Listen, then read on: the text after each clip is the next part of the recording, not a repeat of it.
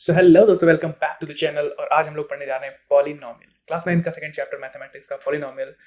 सो क्या लगता है पॉलिनोमियल में हम लोग क्या पढ़ेंगे? ये क्या तुम लोग के लिए एकदम नया टर्म है या कभी कभी सुना है पहले? कभी ऐसा लगता है कभी सुना है, 8th में 7th में जरूर सुना होगा, लेकिन आज हम लोग उसके बारे में थोड़ा डिटेल में जानते हैं। तो आओ बिना किसी देरी के शुरू करते हैं। तो यार क्या होता है, अब देखो हम लोग ने दो टर्म्स पढ़े थे, ठीक है? बहुत इसका दिक्कत होती है, एक्सप्रेशन और पॉलिनोमियल।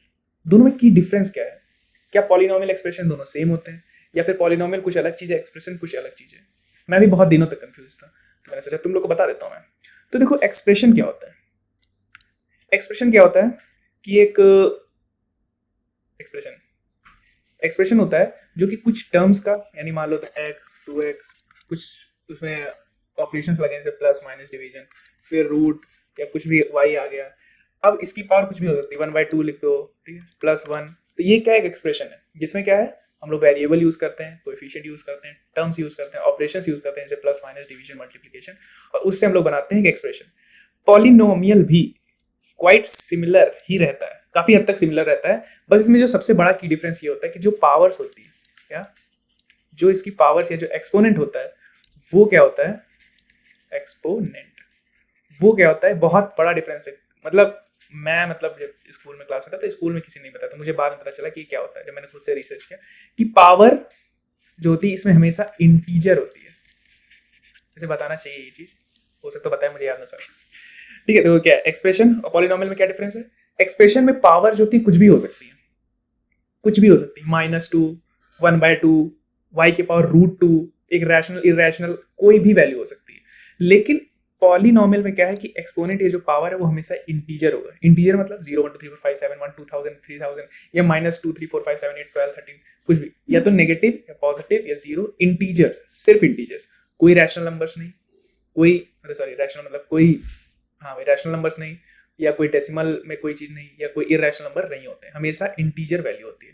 तो ये की डिफरेंस है, इसको जरूर याद रखना, ठीक है? चलो अभी आगे देखते हैं। अब यार देखते हैं, अब देखते हैं अगर एक कोई पॉलिनोमियल है, ठीक है, तो उसमें क्या क्या चीजें होती है। टर्म्स होते हैं। टर्म मतलब क्या होता है? जी बिल्कुल, जैसे कोई टर्म्स, अच्छा मैं बताता हूँ, टर्म्स होते हैं, कोएफिशिएंट होते हैं, और डिग्री या फिर पावर ऑफ पॉलिनोमियल। तो टर्म्स क्या होते हैं? टर्म मतलब होता है कोई भी दो वैल्यू, चाहे वो वेरिएबल हो या कांस्टेंट हो। यहाँ पे भी मैं वेरिएबल और कांस्टेंट भी बताऊंगा क्या होता है। तो कोई भी दो, एक कोई टर्म है, मतलब मान मान के चलो 2x लिखा है, प्लस 3x लिखा है, प्लस 5y लिखा है। तो ये सब क्या है? ये टर्म्स हैं। टर्म्स क्या होते हैं? जो ऑपरेशन से, प्लस या माइनस, एडिशन और सब्ट्रैक्शन वाले जो ऑपरेशंस होते हैं उनसे जो सेपरेटेड रहते हैं उन्हें टर्म्स कहते हैं। यानी ये एक टर्म है, ये एक टर्म है, ये एक टर्म है।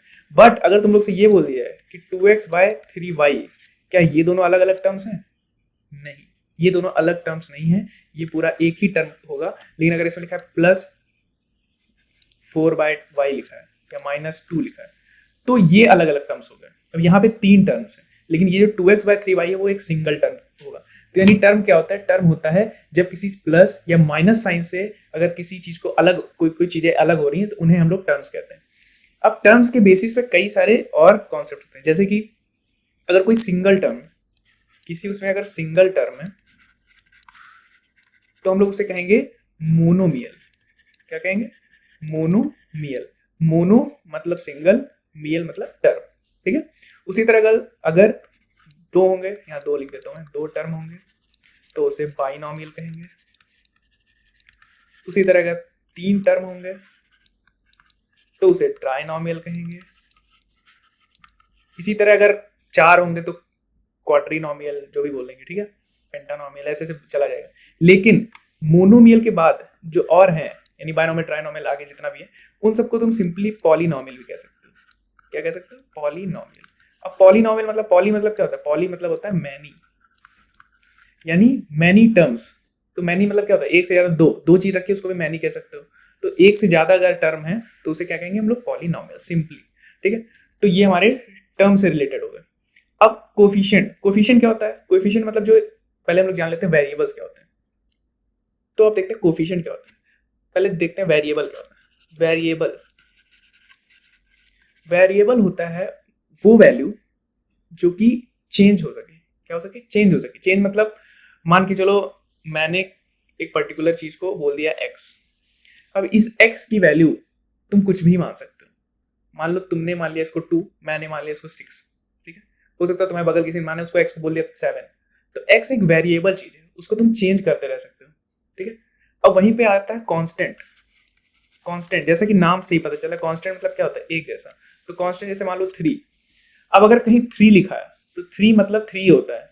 अब वो तुम चाहे बिहार में जाके बोलो, चाहे यूपी में जाके बोलो, चाहे जम्मू कश्मीर बोलो, चाहे मेरे घर में बोलो, चाहे अपने घर में बोलो, हर जगह 3 का मतलब 3 ही होता है, ठीक है। अब मान लो कि ये कितनी उंगली है, ये 3 है, इसको हम लोग 3 ही बोलेंगे। किसी से पूछो कितनी है तो 3 ही बोलेगा। तो कांस्टेंट मतलब वो फिक्स्ड वैल्यू है, वो चेंज नहीं हो सकती। वेरिएबल क्या होती है, वेरिएबल मतलब चेंज हो सके, जो कि कभी भी हम लोग चेंज कर सकते हैं किसी भी चीज को, ठीक है। तो वेरिएबल कांस्टेंट समझ में आ गया।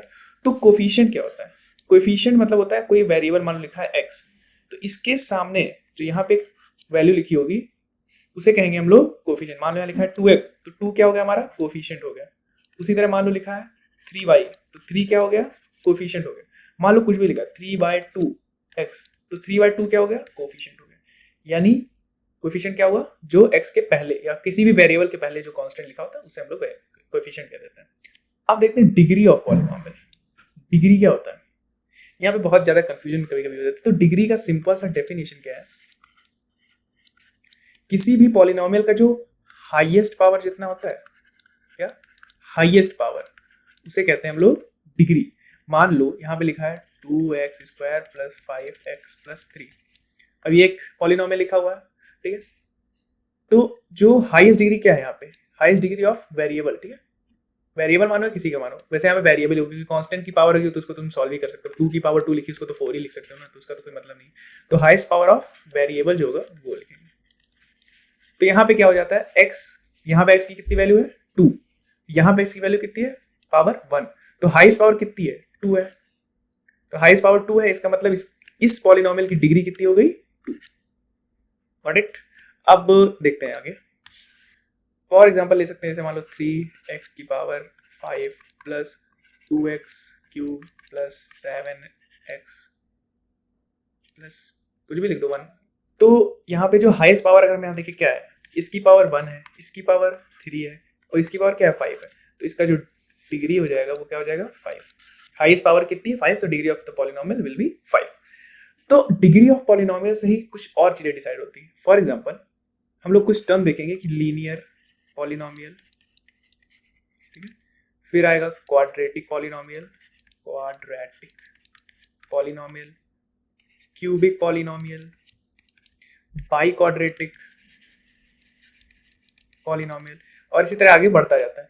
तो इसका मतलब होता है, तो लीनियर पॉलिनॉमियल क्या होता है, जिसकी डिग्री ऑफ पॉलिनॉमियल कितनी हो 1, यानी हाईएस्ट डिग्री 1 हो। क्वाड्रेटिक मतलब जिसकी हाईएस्ट पावर 2 हो। क्यूबिक मतलब जिसकी हाईएस्ट पावर या डिग्री ऑफ पॉलिनॉमियल 3 हो। बाई क्वाड्रेटिक यानी जिसकी डिग्री ऑफ पॉलिनॉमियल 4 हो। उसी तरह आगे बढ़ता जाता है, ठीक है।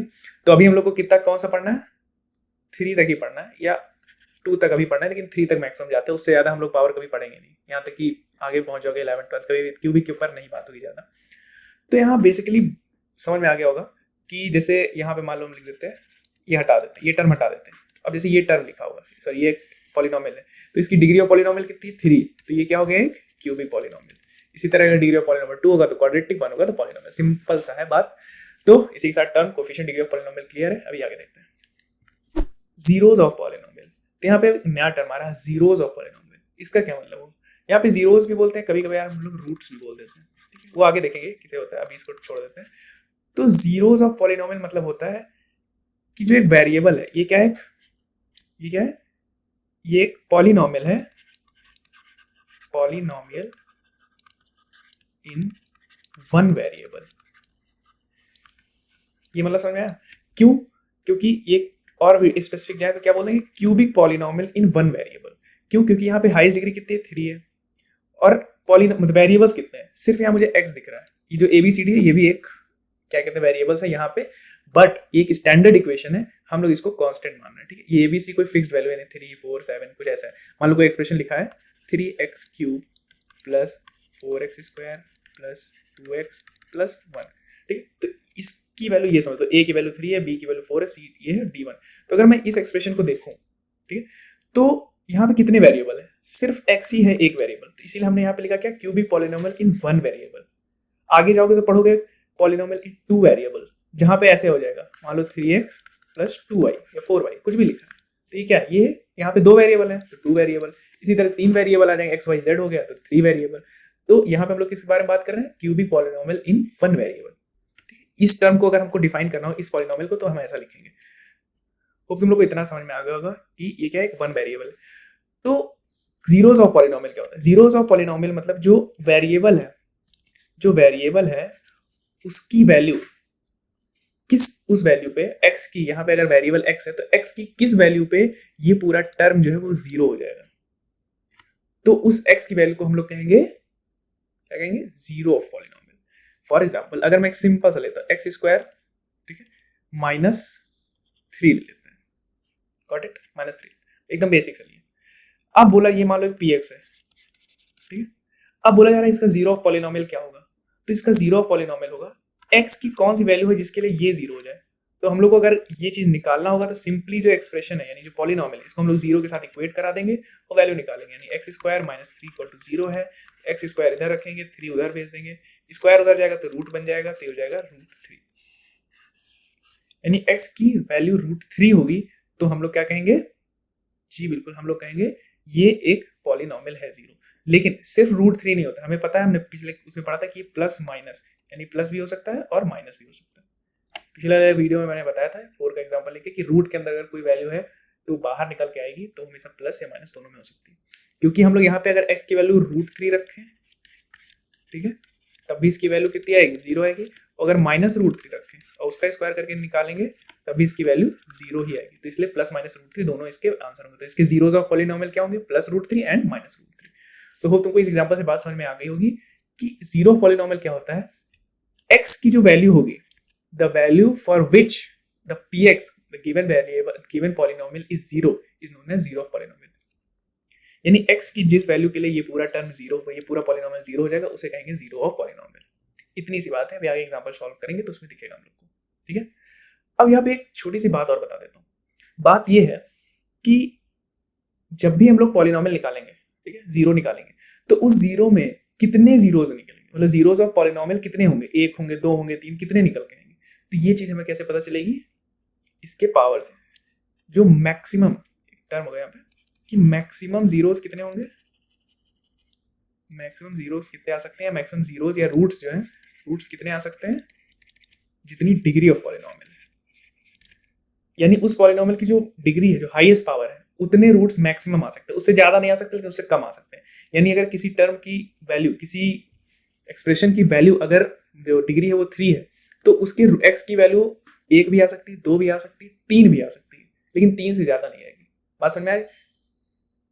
यानी मान लो कोई एक्स स्क्वायर प्लस -2 लिखा है या माइनस कुछ भी लिखा, 4 लिखा है, तो इसकी मैक्सिमम कितनी आ सकती है वैल्यू, मैक्सिमम वैल्यू 2 आ सकती है, जो कि आएगी +-2, ठीक है, लेकिन उससे ज्यादा नहीं आ सकती। एक वैल्यू हो सकती है, ठीक है, एक वैल्यू हो सकती है, हो सकता है कोई एक टर्म है, कोई एक पॉलिनोमियल मिले जिसमें x की वैल्यू सिंगल है, लेकिन 2 से एक्सीड नहीं होगी, यानी जितनी डिग्री होगी, ये एक्सप्रेशन याद रखना, ये मतलब समझ लेना कि जो मैक्सिमम जीरोस या रूट्स किसी भी पॉलिनोमियल के हो सकते हैं कितने, जितनी उसकी डिग्री हो।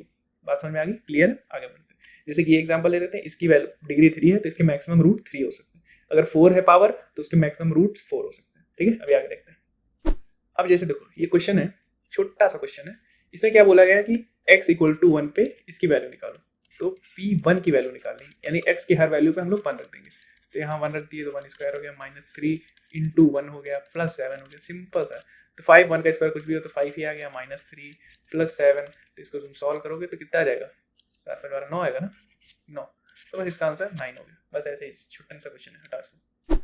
अब एक और क्वेश्चन, अब वैसे तो मैंने करा था, बट जैसे लोगों को थोड़ा सा इससे दिक्कत होती है, जहाँ वेरिएबल आ जाता है, वेरिएबल से लोगों को दिक्कत होने लगती है। जैसे कि यहाँ पे बोला है कि t = a पे बताओ, तो p a की वैल्यू कितनी होगी, तो 4 a की वैल्यू यहाँ रख दिए तो a⁴ प्लस 5 यहाँ a रख दिए तो a³ हो गया, माइनस a² हो गया, +6, ठीक है। तो ये हो जाएगा कितना, 4a² plus 5a³ minus a² plus 6। बस यही है, सिंपल सा, कुछ भी नहीं है, बस p a की वैल्यू यही है। इसमें कुछ भी नहीं हो सकता। ए की वैल्यू कुछ भी रख दो, 2 3 4, मतलब तुमको नहीं रखना है, तुम्हारा तो ये काम खत्म हो जाएगा। लेकिन अगर कोई कुछ बोल दे तो ए की वैल्यू कुछ भी रख के तुम आंसर निकाल सकते हो। तो यार देखते हैं फैक्टराइजेशन ऑफ पॉलिनोमियल। तो फैक्टराइजेशन क्या होता है? किसी को फैक्टराइज करना, तोड़ना। जैसे कि हम लोग ने पढ़ा ना फैक्टराइजेशन की, 4 का फैक्टराइज मतलब 16 का फैक्टराइज करना तो 2 4 मतलब एलसीएम टाइप का लेते थे, उसी तरह फैक्टराइजेशन ऑफ पॉलिनोमियल होगा। पॉलिनोमियल को कैसे फैक्टराइज करेंगे? तो यहाँ एक फैक्टर थ्योरम हम लोग पढ़ेंगे। क्या है? फैक्टर थ्योरम, जिसका क्या है, if px is a polynomial of degree n is equals to and greater than 1, ठीक है, n is equal to or greater than 1 and a is any real number, कोई भी नंबर हो सकता है, 3/4 2 3 -6 7 कुछ भी हो सकता है जो कि रियल नंबर हो, then रूट 2 कुछ भी हो सकता है, रैशनल इरैशनल कुछ भी, then x minus 1 is a factor of px if pa equals to 0, और उसका रेसिप्रोकल यानी उसका उल्टा वाइस वर्सा यानी pa is equal to 0 if x minus 1 is a factor of px। तो ये मतलब क्या हुआ?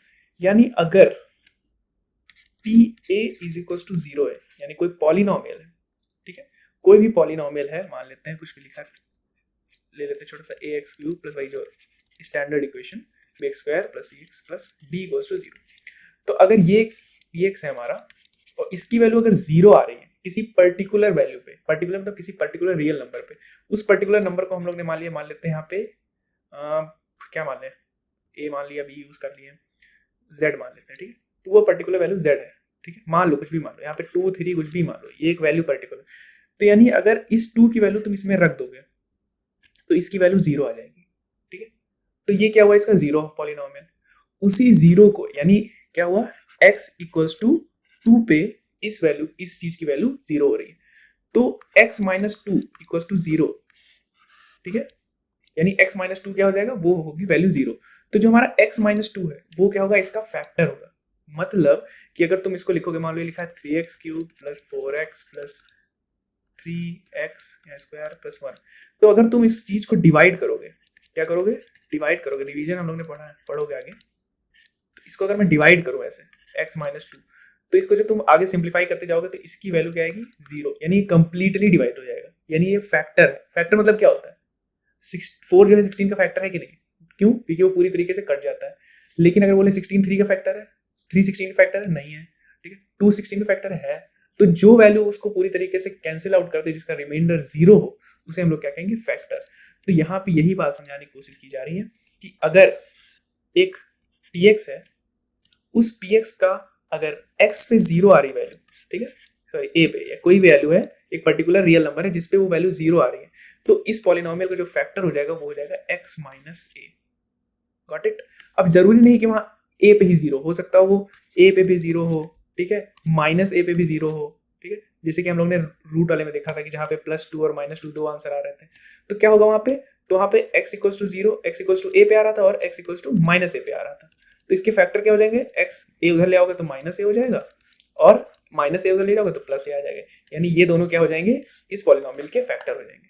तो फैक्टर थ्योरम का यही मतलब है। इसका उल्टा भी पॉसिबल है कि अगर x माइनस a px का फैक्टर है तो pa जो हो जाएगा वो 0 हो जाएगा, बस इतनी सी बात है। ये समझने में थोड़ा सा कॉम्प्लिकेटेड होता है, समझने में दिक्कत होती है, एक बार वीडियो फिर से रिपीट करके देख लो, और कैसे इसको सॉल्व करेंगे उसका सिंपल सा मेथड, उसमें तो कुछ भी नहीं दिया है। अगर बोल दिया कि x minus a is a factor of a px, then x equal to a जो है पुट कर देंगे हम लोग px में, हमें आंसर मिल जाएगा। और देखते कैसे, आगे देखते हैं। अब जैसे इसमें दिया हुआ है examine whether x plus 2 is a factor of this and of this, यानी दो पॉलिनोमियल दिए, एक ये दे रखा है, एक ये दे रखा है। अब बोला है दोनों को एग्जामिन करो, क्या ये दोनों फैक्टर, मतलब क्या ये दोनों पॉलिनोमियल x प्लस 2 इसके इन दोनों पॉलिनोमियल के फैक्टर हैं कि नहीं। तो इसके लिए हम सिंपली दो ऑप्शन कर सकते हैं, या तो डिवाइड करो दोनों को बैठ के, 0 आ गया तब ठीक, वो बहुत टाइम कंज्यूमिंग है, ठीक है। तो इसलिए हम लोग क्या करेंगे, अगर ये फैक्टर है तो x प्लस 2 इक्वल टू हम लोग 0 पुट करेंगे, तो x की वैल्यू आ गई -2, तो अब x की वैल्यू उठा के -2 इसमें पुट कर देंगे, देखते हैं आता है कि नहीं। तो हमें क्या दिया है, x cube plus 3x square plus 5x and plus 6, तो यहाँ वैल्यू रखो, क्या आएगा, -2 cube plus 3 into -2 square plus 5 into -2 plus 6, तो इसकी वैल्यू आ गई -8 प्लस 2 टू 4 4 3 12 -10 प्लस 6, तो कितना आ गया, -18, तो आ गया 2, सही बोला ना, सॉरी ये आ गया 0, सिंपल, ये -18 और ये +18 0, यानी अगर ये सिंप्लीफाई हो गया, यानी p जो p -2 की वैल्यू कितनी आ गई, 0, तो हम लोगों ने क्या बताया था, अगर pa की वैल्यू 0 आ गई यानी ये चीज क्या है, इसका फैक्टर है। उसी तरह हम लोग इसका भी चेक करेंगे, 2x प्लस 4 है तो यहाँ पे 2 इंटू माइनस 2 प्लस 4 करेंगे तो याद आएगा -4 प्लस 4 जो कि वैल्यू 0 आ गई। अगर पॉलिनोमियल की वैल्यू 0 आ जाती है इसका मतलब वो उसका फैक्टर है। सिंपल बात खत्म। ठीक है, होप तुम लोग को ये बात समझ में आ गई होगी। अभी आगे देखते हैं। तो यार हम लोग देखेंगे स्प्लिटिंग द मिडिल टर्म, ये एक नया कॉन्सेप्ट है, इसको हम लोग जानेंगे। स्प्लिटिंग द मिडिल टर्म क्या होता है कि हम लोग फैक्टर ढूंढेंगे। अभी तक क्या पढ़ा हम लोग ने कि या तो डिवाइड करके देख लें। अब अगर मान लो एक खाली पॉलिनोमियल दे रखा है, सिर्फ तुम्हें पॉलिनोमियल दे दी, अब बोला इसका फैक्टर ढूंढो, कैसे ढूंढेंगे? उसके लिए हम लोग ने क्या ढूंढा, स्प्लिटिंग द मिडिल टर्म।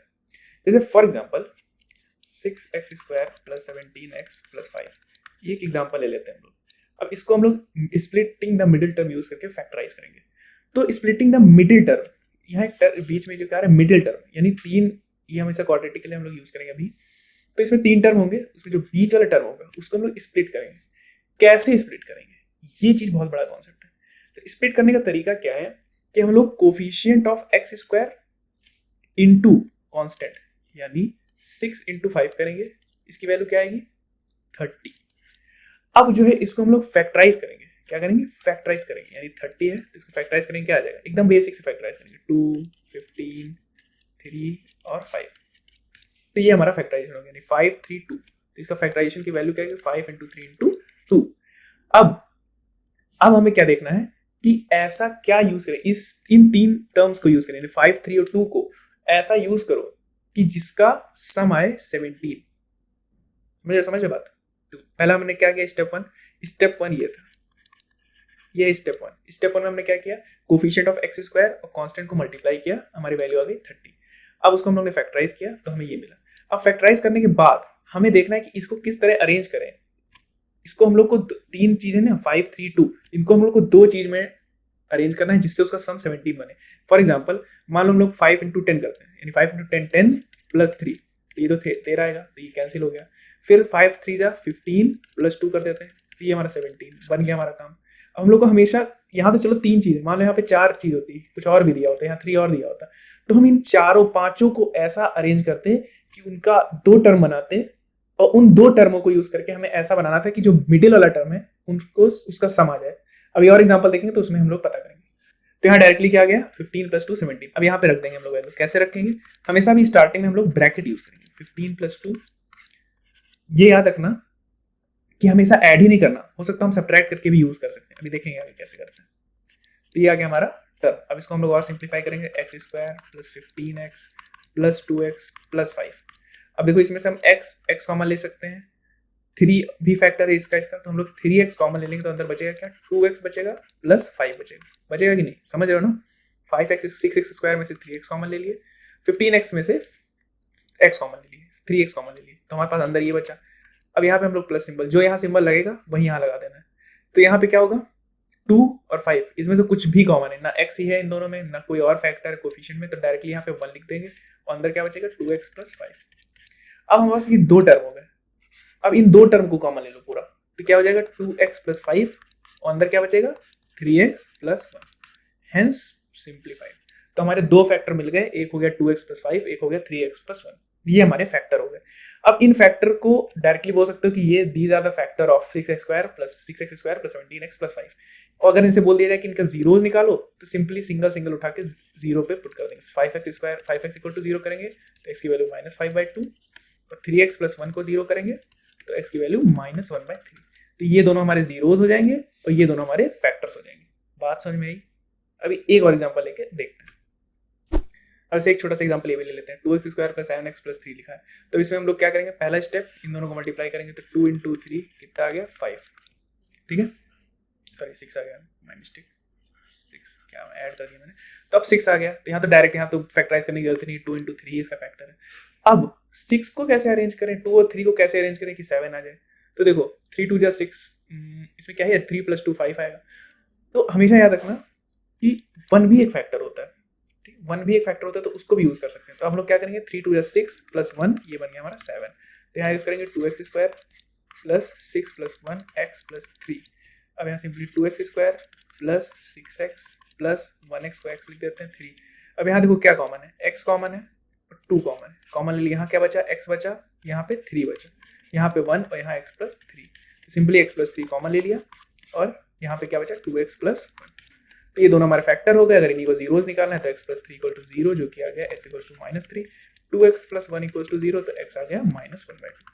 तो ऐसे बहुत से इन्फिनिटी सवाल हैं, इसको जितना लगाओ, जितना प्रैक्टिस करोगे उतना आसानी से हो जाएगा। अब इसको जब अगर प्रैक्टिस करोगे तो इसको 2 स्टेप में लिख दोगे, सिर्फ 2 स्टेप लगेगा, कर दोगे सीधे याद आ जाएगा तुम्हें कैसे करना है। तो इसके मैक्सिमम प्रैक्टिस करना, जितने क्वेश्चन जहां से मिल पाए वहां से लगाओ, ठीक है। मैं भी कराऊंगा, इस चैनल पे भी आएंगे कुछ अच्छे अच्छे सवाल कराऊंगा मैं, सवाल मींस क्वेश्चंस, ठीक है। तो अभी आगे देखते हैं, और भी एक क्वेश्चन है जो बहुत अच्छा कॉन्सेप्ट का है। तो देखो यार, एक अगर ऐसा क्वेश्चन आ जाए तब क्या करेंगे। अब ये तो देखो यार कैसे करेंगे, इसमें तो मिडिल टर्म का सिस्टम नहीं है। तो यहाँ पे यार ये जब मैं नाइन्थ में था ना, तो मैं सीरियसली बताऊं तो मैंने इसको जितने पेपर मेरे हुए थे, जितने हाफ ईयरली, क्वार्टरली, बोर्ड, जो भी फाइनल जो भी हुआ था, सब में मैंने इसको छोड़ दिया था क्योंकि मुझे समझ ही नहीं आया। अब तुम लोग देखो, इसको समझो कैसे करते हैं।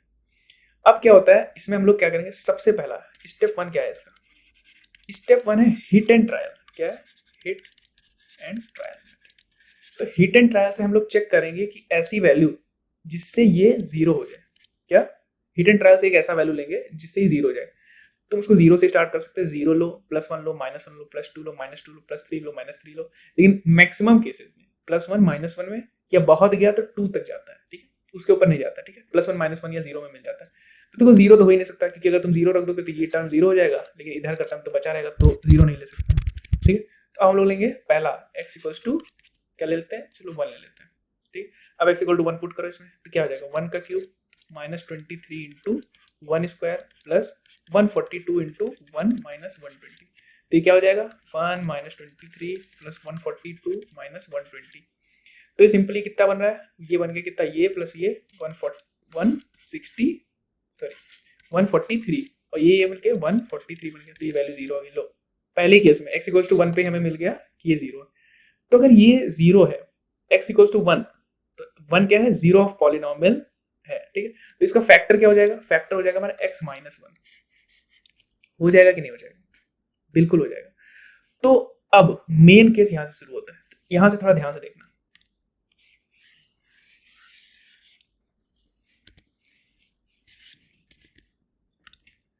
तो हमने हिट एंड ट्रायल से x equal to x minus one इसका एक फैक्टर निकाल दिया। अब सॉल्व कैसे करें, तो ध्यान से देखना। इसको हम लोग कैसे करेंगे, तीन बार लिख देंगे इसको, x माइनस वन, बीच में स्पेस छोड़ते हुए x माइनस वन और x माइनस वन। इसको एक और तरीके से भी कर सकते हो, वो होता है कि इसको तुम इसको इससे डिवाइड कर दो, डिवाइड करने के बाद तुम्हें क्वाड्रेटिक मिलेगा, फिर उस क्वाड्रेटिक को सॉल्व कर दो, पर वो थोड़ा लंबा मेथड है, तो मैं ये बताता हूँ।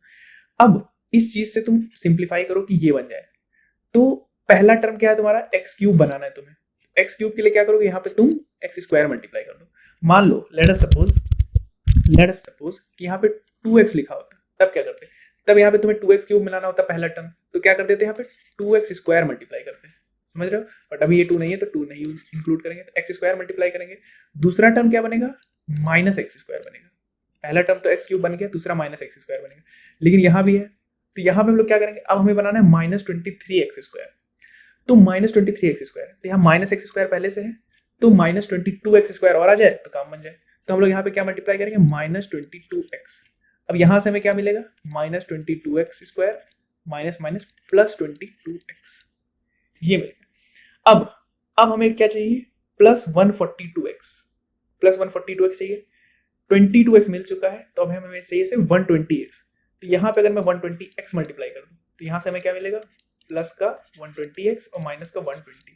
अब इसको तुम अगर सिंप्लीफाई करो तो यहाँ से क्या मिल गया, एक्स क्यूब मिल गया, इन दोनों जगह से क्या मिल गया, माइनस 23x स्क्वायर मिल गया, इन दोनों जगह से तुम्हें प्लस 142x मिल गया, इन दोनों से माइनस 20। तो सेम चीज आ गई कि नहीं आ गई, आ गई। बस अब तुम्हें ये चीज खाली, ये जो इतना पार्ट है इसको तुम्हें ओरली दिमाग से करना है, मतलब कि क्या करना है, मेन तुम्हें ये चाहिए था। ये जब मिल जाए उसके बाद क्या करो, x माइनस वन कॉमन ले लो, सब जगह x माइनस वन है ना, ये समझ लेते हो ना कि x कॉमन ले रहे हैं, 2x कॉमन ले रहे हैं। ये समझो कि हर आदमी के पास मान लो 2 4 7 संतरे हैं, ठीक है। अब सबसे कॉमन कितना है, 2 है, तो सब में से 2 संतरे कॉमन ले सकते हो कि नहीं ले सकते हो। तो बस उसी टाइप का है कि x माइनस वन सब में है, तो x माइनस वन मैंने कॉमन ले लिया, तो मेरे पास क्या बचेगा, x माइनस वन, अंदर क्या बचेगा, x square minus 22x plus 120। तो ये हमें मिल गया। अब इसे सिंप्लीफाई करना हम लोग जानते हैं, तो कर लेते हैं। इसमें क्या है, स्प्लिटिंग द मिडिल टर्म करेंगे, 120 है और 120 को फैक्टराइज करोगे तो क्या आएगा, मैं इसको डिलीट कर देता हूँ। तो देखो 120 को अगर मैं फैक्टराइज करूँ तो क्या आएगा, बहुत लंबा जाएगा, ठीक है, बहुत ज़्यादा। देखो 1 तो आ जाएगा 60, 30, 15, 3 और 5, ज़्यादा नंबर नहीं है यार, ठीक है। तो तुम्हारे पास क्या मिला फैक्टर, 2 × 2 × 2 × 3 × 5। अब तुम्हें इसको ऐसा अरेंज करना है कि -22 मिले तुम्हें, क्या मिले, -22। तो इसके लिए क्या करना है तुम्हें, कुछ भी ना करो, माइनस को तुम छोड़ दो, उसको दिमाग ही में ना रखो, सिंपल सोचो कि तुम्हें 22 चाहिए, तो 22 के लिए क्या करोगे, चलो करके देखते हैं। मान लेते हैं 2 × 2 = 4, 4 × 2 = 8, 8 कर लेते हैं, प्लस 5 × 3 = 15, तो कितना हो जाएगा, कुछ तो मिस्टेक हो रही है, तो ये 15 + 8 कितना हुआ, ये हो जाएगा 23, तो ये हमें नहीं चाहिए, ठीक है। और कुछ ट्राई करते हैं, मान लेते हैं 2 और यहाँ से ले लेते हैं 15, या फिर ले लेते हैं 2 × 2 = 4, 4 × 2 = 8, 8 × 3 = 24, 24 ले लेंगे, प्लस 5 या माइनस कुछ भी करेंगे तब भी नहीं आएगा, ये तो गड़बड़ी हो जाएगा। और ट्राई करेंगे, तो क्या आएगा, ये लेते हैं 5 × 2 = 10, प्लस ये क्या 2 × 4, 4 × 3 = 12, हाँ तो 12 प्लस ये देखो 22 बन गया, तो हमें 2 ये मिल गए। और देखो मुझे इतना टाइम लगा, ये मैं एकदम तुम लोग के बेसिक लेवल पे करने की कोशिश कर रहा था, इसलिए ऐसे ही टाइम लगेगा स्टार्टिंग में, लेकिन जब धीरे धीरे करते रहोगे तो तुम्हें आदत हो जाएगी, तो तुम्हें फट से मिलेगा। अब जैसे तुमने इतना लंबा फैक्टराइजेशन करने की जरूरत ही नहीं पड़ेगी, सीधे आ जाएगा 120 है, तो सिंपल सी है 12, 120 कैसे लिख सकते हो, सीधे 12 × 10, लो 12 × 10 आ गया 120, और 12 × 10 = 10, 22, खत्म, ऐसे दिमाग में आ जाएगा। तो देखो क्या हो जाएगा, अब यहाँ पे हम लोग अंदर, यहाँ माइनस था तो माइनस लिख देते हैं, तो ये हो जाएगा 10 + 12x, हमेशा ब्रैकेट से लिखना तो दिक्कत नहीं होगी, x - 1, यहाँ x² - 10x - 12x + 120, और लिखेंगे इधर, मैं ये सब हटा देता हूँ, तो अभी क्या आ गया, इधर से मैं इधर आ गया हूँ, तो x - 1, अब देखो x कॉमन ले लो यहाँ से, तो x - 10 बचा, फिर यहाँ पे -12 है तो -12 कॉमन आ जाएगा, तो x, अब देखो यार यहाँ x - 10 मैंने लिख दिया, अब यहाँ पे जो सिंबल आएगा वो किस हिसाब से आएगा, याद रखना, जब भी इन दोनों का सिंबल अलग अलग होगा, यानी यहाँ प्लस, यहाँ माइनस, यहाँ माइनस, यहाँ प्लस, अगर दोनों अलग होगा तो यहाँ पे हमेशा माइनस आएगा, दोनों का अगर सेम हुआ तो यहाँ पे प्लस आएगा। याद रखना, बाहर वाला साइन क्या होगा, बाहर वाला साइन हमेशा वो होगा जो थर्ड टर्म की वैल्यू होगी, थर्ड टर्म का जो साइन होगा वही बाहर वाले टर्म की होगी, अंदर वाला साइन होगा अगर दोनों टर्म, थर्ड और फोर्थ टर्म का जो वो है सम, मतलब जो साइन है वो सेम है तो प्लस होगा, अलग अलग है तो माइनस होगा, सिंपल सा केस। अब यहाँ देखते हैं आगे क्या हो जाए, x - 1, x - 12 कॉमन हो गया, और x - 10, तो ये तुम्हारे फैक्टर्स आ गए। अब इनका जीरोस लेना, तो x = 1, x = 12, x = 10, इनके जीरोस हो जाएंगे, यानी x की वैल्यू अगर तुम 1, 12 या 10 रखोगे तो इस चीज की वैल्यू 0 आ जाएगी। क्लियर है बात, एक बार मैं फिर से बता देता हूँ। तो स्टेप 1 क्या होगा, तुम्हें हिडन ट्रायल से पहले चेक करना होगा कि एक 0 निकालना पड़ेगा, +1, -1, +2, -2 कुछ भी रख के, जब वो आ जाएगा तो तुमको उसके फैक्टर ऐसे से लिखने हैं, और फिर तुम्हें ये यूज करके पहला टर्म, दूसरा टर्म, तीसरा टर्म यूज करके ये चीज बनानी है तुम्हें। जब ये बन जाएगी तो x - 1 कॉमन ले लो, तो तुम्हें अंदर एक क्वाड्रेटिक मिलेगी, उसको स्प्लिटिंग नंबरिंग टर्म से सॉल्व कर लेना, तुम्हारे पास फटाक से आंसर आ जाएगा। होप तुम लोग को क्लियर होगा। अभी आगे बढ़ते हैं, अगर नहीं समझ में आएगा एक बार फिर से रिपीट करके देख लेना। अब देखो एक और टाइप का सवाल आता है इस टाइप का, लिखा है find the value of k if x - 1 is a factor of this, तो x की वैल्यू निकालो, सॉरी k की वैल्यू निकालो, ये जो k दिया हुआ है ये कांस्टेंट है, इसकी वैल्यू निकालो। x - 1 अगर फैक्टर दे रखा है तो इसको 0 बराबर रखोगे तो x की जीरोस की वैल्यू क्या होगी, 0 ऑफ पॉलिनोमियल क्या होगा 1। अब इस 1 को उठा के इसमें रख देते हैं, तो p1 की वैल्यू क्या हो जाएगी, k 1² - √2 × 1 + 1। अब हमें पता है कि ये इसका फैक्टर है, यानी इसकी वैल्यू 0 हो सकती है, तो हमने 0 कर दिया, k - √2 + 1, तो आ गया k, इसको उधर भेजेंगे क्या आ जाएगा, √2 - √2 - 1, जो k की वैल्यू हो गई वो कितनी हो गई, √2 - 1, ये हो गया हमारा आंसर। ठीक है, बात क्लियर है, चलो ठीक, बस ऐसे ही सवाल आएंगे, ऐसे ही k निकालना होगा, फैक्टर दिया होगा, तुमको उसको 0 के बराबर रखना है, k अपने आप आंसर आ जाएगा। तो भी देखते हैं कुछ एल्जेब्रिक आइडेंटिटीज, इसमें से कुछ तुम लोग ने पहले भी पढ़ी होगी, कुछ देख लेते हैं। जैसे कि x + y का होल स्क्वायर कितना होगा, x² + 2xy + y², ये पढ़ रखा है। x - y² का क्या होगा, x² - 2xy + y²। x² - y² क्या होता है, x + y x - y। अब जो नया पढ़ोगे वो कुछ ऐसा होगा, एक होगा ये xa + xa + b, यानी a और b क्या है, कांस्टेंट है, और x वेरिएबल है। तो इसको अगर हमको निकालना हो तो सिंपली कैसे निकालेंगे, अगर मैं मल्टीप्लाई कर दूं, इसका कोई आइडेंटिटी नहीं है, इसको ऐसे ही याद कर लो, इसका हो जाएगा bx + ax + b। अगर तुम इसको मल्टीप्लाई करोगे तो ऐसा होगा, इसको इससे मल्टीप्लाई किया, फिर इससे किया, फिर इसको इससे किया, और इसको इससे किया, तो ये आ जाएगा। अब इसमें से हमने क्या किया, x² लिया, x कॉमन ले लिया, तो a + b × x बन गया, + ab बन गया। तो ये कोई खास आइडेंटिटी नहीं है, इसको ऐसे ही याद हो जाएगा तुम्हें। ठीक है, तो ये बेसिक आइडेंटिटीज है जो अभी तक तुम लोग पढ़ चुके हो। अब कुछ नई आइडेंटिटीज देखते हैं। तो अभी तक हम लोग ने डबल टर्म वाला देखा, ठीक है, आइडेंटिटीज, और डबल डिग्री वाला देखा, यानी डिग्री जिसकी 2 थी और अंदर जिसके अंदर वेरिएबल भी 2 थे। अब अगर 3 पावर, जैसे ये देखो यहाँ पे 3 टर्म है एक्स वाई जेड और इसका स्क्वायर, तो इसकी आइडेंटिटी कुछ इस तरह होगी, पहले एक्स स्क्वायर फिर वाई स्क्वायर फिर जेड स्क्वायर, फिर जैसे हम लोग क्या पढ़ते थे वहाँ पे एक ही 2 वेरिएबल थे तो दोनों को आपस में मल्टीप्लाई कर दी। अब यहाँ पे क्या है 2xy plus 2yz plus 2xz, यानी हर 2 टर्म को मल्टीप्लाई करके उसको डबल कर देना, ठीक है। तो यहाँ पे क्या होगा x square plus y square plus z square plus 2xy plus 2yz plus 2zx, simple सा याद हो जाएगा तुम्हें। फिर क्या छठी क्या है एक्स प्लस वाई का होल क्यूब, अभी तक स्क्वायर पढ़ रहे थे, अब होल क्यूब देखते हैं। तो होल क्यूब क्या हो जाएगा x cube plus y cube plus 3x एक एक्स प्लस वाई। तो ये सारी आइडेंटिटीज याद कर लेना, माइनस में यहाँ सिर्फ माइनस आ जाएगी हर जगह पे, बाकी पूरी आइडेंटिटी सेम है। अब एक और आइडेंटिटी है, इसका बहुत कम अभी मतलब उतना यूज नहीं होता, बट यूज आ सकता है कहीं, जब तुम कोई अच्छी बुक है उसमें लगाओगे तो यूज आ सकता है। X cube plus y cube plus z cube minus 3xyz है, तो इसकी वैल्यू हो जाती है x plus y plus z into bracket में x square plus y square plus z square minus x y minus y z minus z x. तो ये सारी आइडेंटिटीज हैं, सारी एनसीईआरटी में मेंशन होंगी, तो उन 8 आइडेंटिटीज को याद कर लो, इसके बेसिस पे बहुत सारे क्वेश्चंस आ सकते हैं और आसानी से हो जाएंगे सिंप्लीफाई। तो अब भी देखते हैं, अब बोला इसको फैक्टराइज करो। फैक्टराइज करने का हम लोग ने एक मेथड क्या पढ़ा था, स्प्लिटिंग द मिडिल टर्म, वो बहुत इसमें बहुत वो पड़ जाएगा, 49 टू 25 करोगे कितना वो लगेगा, तो इसलिए हम लोग सिंपली देखें, ध्यान से देखो। तो ये क्या दिख रहा है तुम्हें, 49 क्या होता है 7 का स्क्वायर होता है, इसको हम लोग क्या लिख सकते हैं 7a का होल स्क्वायर लिख देते हैं plus 70 into A B plus 25 क्या होता है 5 का स्क्वायर होता है, इसको लिख देते हैं 5b स्क्वायर। तो अब यहाँ पे देखो हमें ये क्या मिल गया, देखो ये एक आइडेंटिटी लग रही है, देखो ये a स्क्वायर हो गया, यहाँ पे हमें b स्क्वायर मिल गया, क्या हमें 2ab मिला, 2ab में क्या होता है 2 इंटू यहाँ पे a क्या है 7a लिया है हम लोग ने, b क्या है 5b लिया है, तो क्या इनको मल्टीप्लाई करके आ रहा है कि नहीं, तो 7 2 जा 14 और 14 5 जा 70 आ तो रहा है 70ab, यानी यहाँ भी लिखा है हमारा 2 इंटू a प्लस b। तो ये एक आइडेंटिटी मिल गई और इसकी वैल्यू हमें क्या होती है a प्लस b का होल स्क्वायर होता है, तो क्या हो जाएगा 7a प्लस 5b का होल स्क्वायर। तो ये हमें फैक्टर मिल गया। अब बोलोगे यहाँ पे फैक्टर कैसे, यहाँ तो स्क्वायर लिखा है, तो यहाँ पे दोनों फैक्टर सेम है, इसको कैसे लिख सकते हो 7a plus 5b into 7a plus 5b, बात समझे।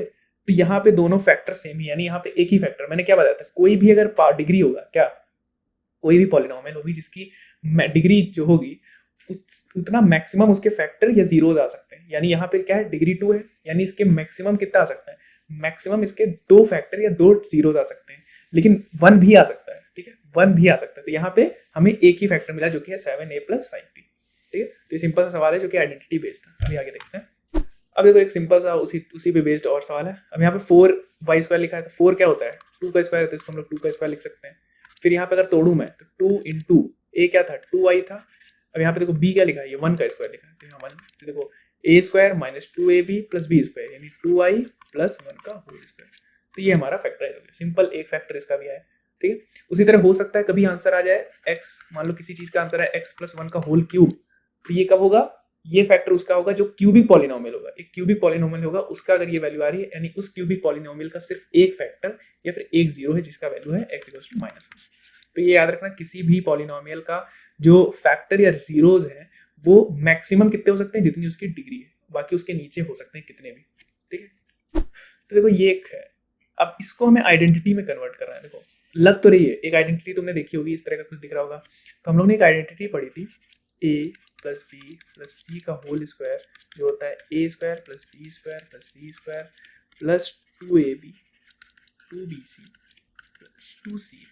तो कुछ ऐसे ही लग रही है, देखो हमें x square y square z square 2xy ऐसे कुछ मिल रहा है, लेकिन ये कुछ मैच नहीं हो रहा है, तो हम लोग उसको मैच कराने की कोशिश करते हैं। तो 2x स्क्वायर को अगर तुमको पूरा कन्वर्ट करना है तो कैसे लिख सकते हो, √2 इंटू एक्स का होल स्क्वायर लिख सकते हो, बिल्कुल। वाई स्क्वायर तो वाई स्क्वायर को ऐसे एज इट इज छोड़ो। 8 को क्या लिख सकते हो, 8 का अगर मुझे रूट लेना है तो 8 का रूट कितना हो सकता है, 8 को अगर तुम फैक्टराइज करोगे तो 2 इंटू 2 इंटू 2 बनेगा, जिसमें से एक 2 बाहर आ जाएगा तो बचेगा 2√2। तो हम लोग 8 को लिख देंगे 2√2 इंटू जेड का होल स्क्वायर, ठीक है। अब आगे का क्या है, अब यहाँ पे आ रहा है माइनस, देखो एक्स वाई के साथ आ रहा है माइनस, तो यानी अगर एक्स वाई के साथ माइनस आ रहा है यानी एक्स और वाई इन दोनों टर्म में से किसी एक टर्म में क्या होगा, नेगेटिव पार्ट होगा।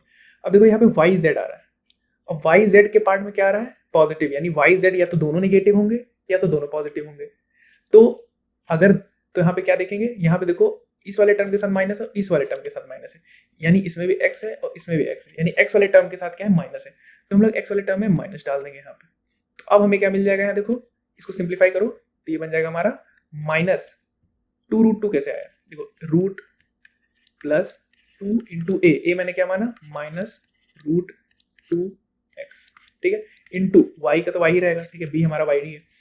अब आगे देखते हैं, आगे क्या हमारा दूसरा टर्म क्या है बताओ, दूसरा टर्म क्या है, पहला टर्म ये 2 हो गया, फिर होता है yz यानी bc, तो b क्या है हमारा y है, c क्या है, c हमारा 2√2 है, ठीक है, ये हो गया।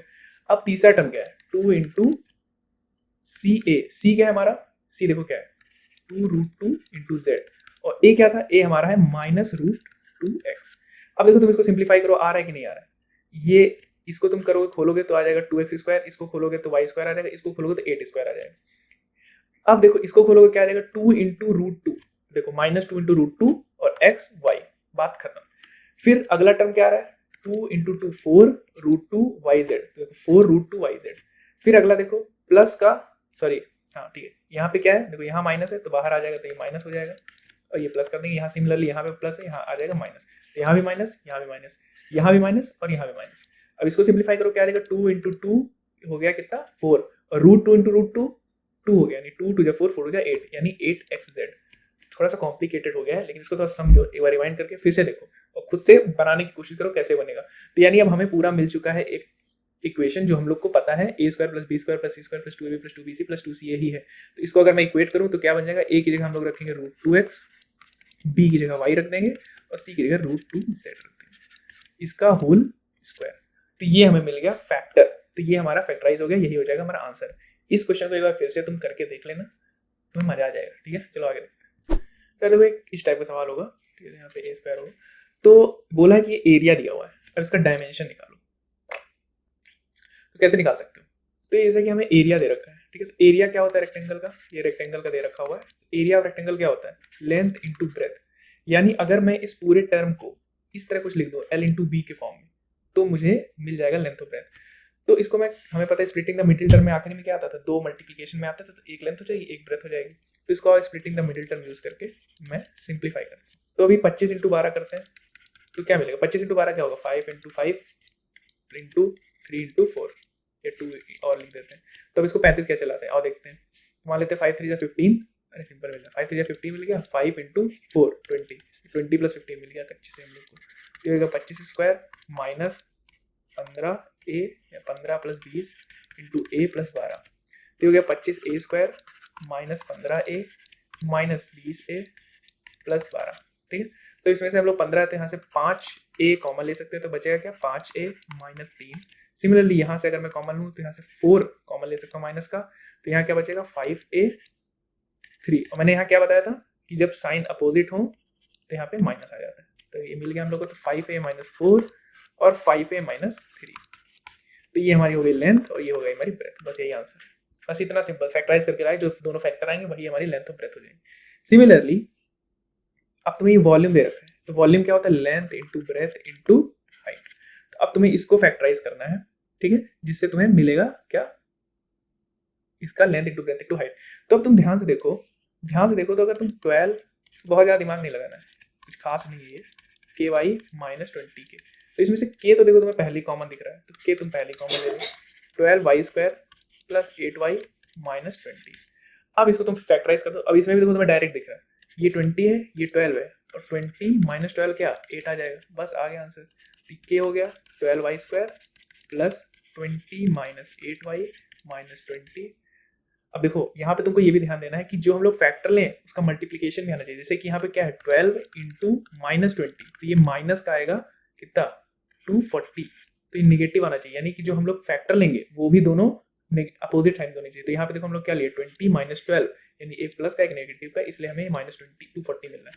तो इसको रखते हैं आगे, देखते हैं क्या आता है, के 12y² plus 20y minus 8y minus 20, तो यहाँ पे क्या है 20 माइनस 12 है, सॉरी यहाँ 20 माइनस 12 है, तो यहाँ पे 12 हो जाएगा, तो हो जाएगा के, तो यहाँ से 4y कॉमन ले लिए, तो क्या बचा y प्लस 5, और यहाँ से क्या किए माइनस का, यहाँ 12 था तो यहाँ से हमने क्या कॉमन लिया 4 कॉमन लिया, तो क्या बचा 3y प्लस 5, और यहाँ भी 3y बचा था।